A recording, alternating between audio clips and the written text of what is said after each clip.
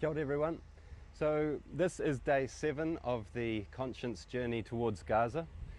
We've slowed down and pretty much stopped in order to be able to sail alongside the Thousand Madeleines fleet. It's been a really heart-lifting experience to see these small yachts sailing around us and with us. And I have a huge amount of respect for these people in these small boats getting tossed around on the sea, whereas we're feeling pretty at ease here on this big ship. There's been quite a bit of news coming out about how the Israeli occupation forces and the Israeli government are treating the Sumud participants.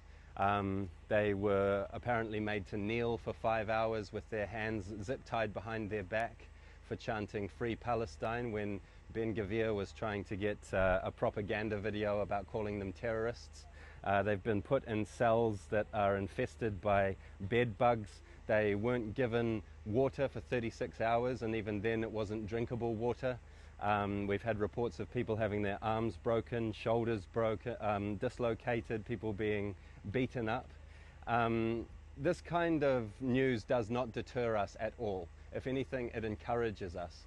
This kind of treatment it pales in comparison to what the Palestinian people are going through every day. There are more than 10,000 Palestinian people in prison at the moment in Israeli prisons.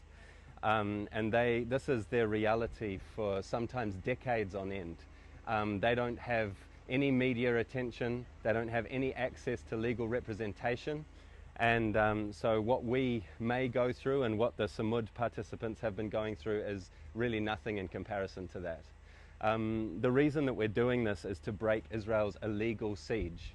It is illegal what Israel is doing. It's illegal to be abducting these flotilla participants in international waters. That's against the law. What we're doing is entirely legal. We're taking humanitarian aid, we're taking doctors and journalists to people who are undergoing a genocide. And we need the New Zealand government, Christopher Luxon, Winston Peters and David Seymour to step up and do their job. They have an obligation under the Genocide Convention to prevent genocide before it occurs, not after it occurs, before it occurs. And so that's why we're going to not only to establish a corridor for Palestinians to be able to decide what comes in and goes out of their territories, but also to raise awareness of the failure and the cowardice of our government. It was shameful to hear that Winston Peters has decided to not to recognize Palestine. Unfortunately, the New Zealand government is complicit in this genocide. They have not investigated Raycon, a company in Tamaki Makaurau, Auckland, which is manufacturing crystal oscillators for smart bombs, which are then sent to the United States and then used, most likely used in weapons in Israel. So the government needs to investigate Raycon, and they've known about Raycon for a long time. The government sent troops to the Red Sea to assist the United States and Israel as they bombed Yemen so that weapons shipments could flow from the United States through the Red Sea to Israel so that they could continue their genocide. They also suspended funding to UNRWA after baseless Israeli allegations.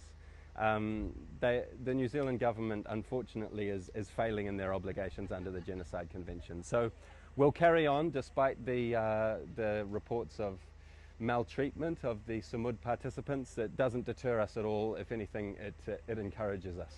Kia ora everyone, I'll keep you up to date.